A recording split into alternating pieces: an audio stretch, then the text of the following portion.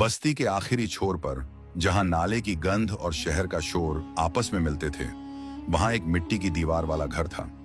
Tin की छत पर रखे पुराने पत्थरों और ईंटों ने उसे उड़ने से तो बचा रखा था, लेकिन वह बारिश की बूंदों और ओस की नमी को रोकने में नाकाम थी। रशीद की आंखें खुली। उसकी नींद टूटने की वजह अलार्म नहीं, बल्कि छत से टपकती पानी की एक सर्द बूंद थी, जो ठीक उसकी पेशानी पर गिरी थी।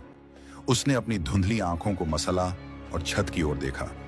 छत पर लगी टीन की चादरों में छोटे छोटे छेद थे, जिनसे सुबह की पहली धुंधली रोशनी जमीन पर सितारों की तरह टिमटिमा रही थी।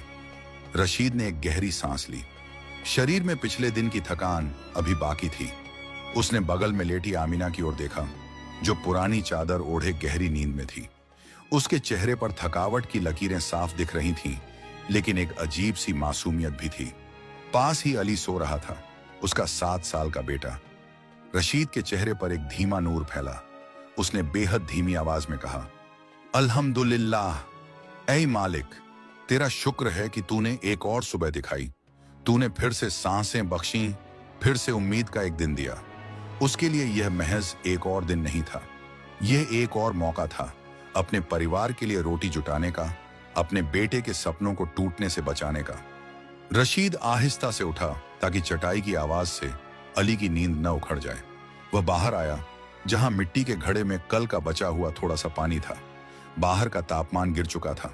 जैसे ही उसने घड़े से पानी लेकर अपने हाथों पर डाला, एक तेज लहर उसके शरीर में दौड़ गई।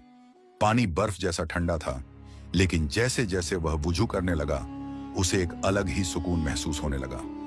चेहरे पर पानी के छींटे पड़ते ही दुनिया की सारी फिक्रें जैसे धुलने लगी। अंदर कमरे के एक कोने में उसने वही पुरानी चटाई बिछाई जिसके किनारे उधड़ चुके थे। वह नमाज के लिए खड़ा हुआ। रशीद ने जब नियत बांधी तो उसे लगा कि वह इस कच्ची बस्ती, इन टूटी दीवारों और इस गरीबी से बहुत दूर निकल आया है।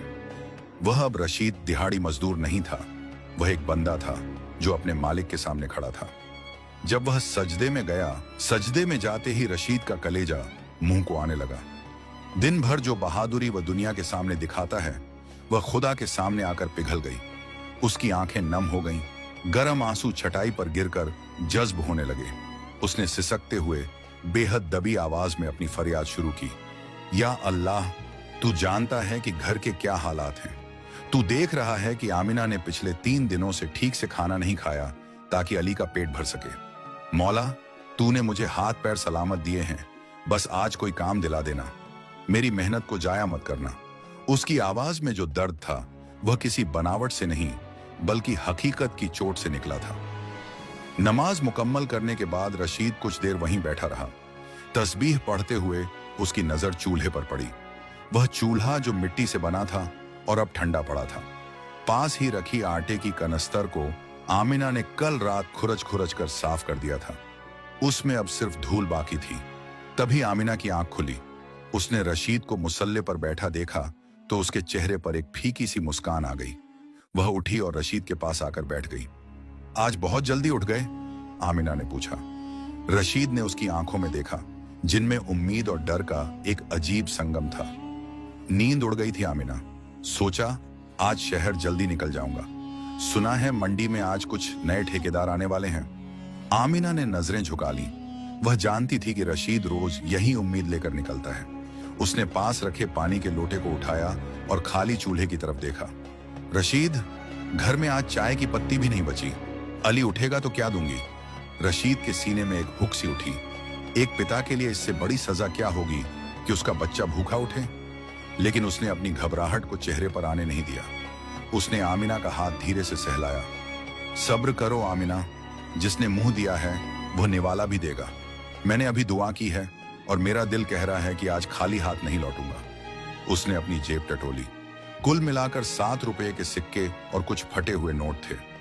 उसने वे सिक्के आमिना की हथेली पर रख दिए। इतने में थोड़ा सा दूध आ जाएगा अली के लिए, बाकी मैं शाम को लेकर आऊंगा। आमिना ने उन सिक्कों को ऐसे देखा जैसे वे दुनिया का सबसे कीमती खजाना हो। उसकी आंखों में आंसू आ गए। आप कल भी दोपहर में भूखे रहे थे ना? मैंने आपकी पोटली में देखा था, रोटी वैसी की वैसी रखी थी। रशीद हंस पड़ा, एक ऐसी हंसी जिसमें बहुत सारा दर्द छिपा था। अरे पागल, कल काम इतना ज्यादा था कि भूख ही नहीं लगी। और फिर मजदूर का पेट तो यकीन से भरता है, रोटी से नहीं। सूरज की पहली किरण ने अब बस्ती के आसमान को हल्का गुलाबी करना शुरू कर दिया था। रशीद ने अपना पुराना थैला उठाया जिसमें एक खाली टिफिन और पानी की बोतल थी। उसने अली के सिर पर हाथ फेरा जो अब भी गहरी नींद में किसी सुंदर सपने में खोया था। जा रहा हूं, रशीद ने दरवाजे की ओर बढ़ते हुए कहा। अपना ख्याल रखिएगा और ज्यादा धूप में काम मत कीजिएगा, आमिना ने पीछे से आवाज दी। रशीद रुका, मुड़ा और एक बार फिर अपनी टूटी हुई छत और दरारों वाली दीवारों को देखा। यह घर शायद दुनिया की नजरों में एक झुग्गी हो, लेकिन रशीद के लिए यह उसकी इबादत गाह थी, जहां उसका सब्र हर रोज परखा जाता था। उसने घर की दहलीज पार की। बाहर गली में अब हलचल शुरू हो गई थी।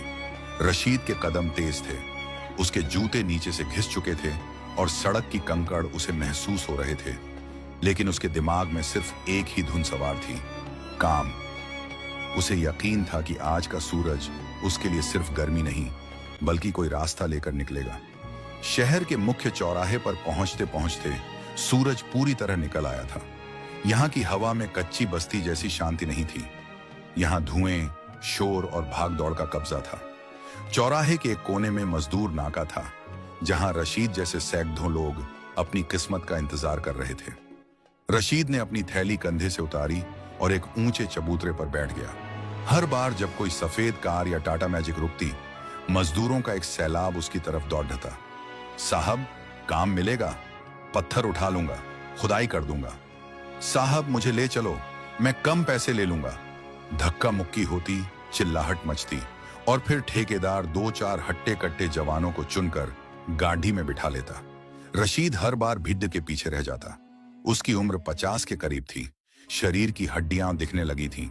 ठेकेदार उसे देखते, फिर नजरें फेर लेते। उन्हें ताकत चाहिए थी, तजुर्बा और सब्र नहीं। दोपहर के 12 बज चुके थे। आसमान से आग बरस रही थी। रशीद ने अपनी पानी की बोतल निकाली, पर वह खाली थी। उसने थूक गटका, पर गला खुश्क था। पास बैठे एक मजदूर ने पत्थर पर थूकते हुए कहा, अरे रशीद भाई, आज तो अपनी ही किस्मत खोटी लगती है। मंडी खाली हो गई, अब इस धूप में कौन आएगा लेने। रशीद ने बस इतना कहा, रिस्क का मालिक ऊपर वाला है भाई। जब तक सूरज नहीं डूबा, उम्मीद नहीं डूबी। उस आदमी ने ठहाका लगाया, हवा खाकर पेट नहीं भरता मियाँ। दुआओं से रोटियां पकती तो आज कोई मजदूर इस चौराहे पर न बैठा होता। रशीद को बुरा लगा, पर उसने जवाब नहीं दिया। उसने अपनी आंखें मूंह ली और दिल ही दिल में आयतुल कुर्सी पढ़ने लगा। दोपहर 2 बजे के करीब रशीद को चक्कर आने लगे। पेट में ऐसी जलन थी जैसे कोई जलता हुआ कोयला रखा हो। वह उठा और चौराहे के पास बने एक ढाबे की तरफ गया। वहां से गर्म रोटियों और सालन की खुशबू आ रही थी। रशीद ने अपनी जेब टटोली। वहां सिर्फ एक फटा हुआ 10 का नोट बचा था। उसने सोचा, इससे एक चाय और बिस्किट ले लूं या इसे बचा लूं ताकि शाम को अली के लिए कुछ ले जा सकूं। उसने अपनी भूख को झिड़क दिया। उसने पास के नल से पेट भर पानी पिया और वापस अपनी जगह आकर बैठ गया। तभी एक बड्ढी काली गाढ़ी वहां आकर रुकी। एक आदमी नीचे उतरा।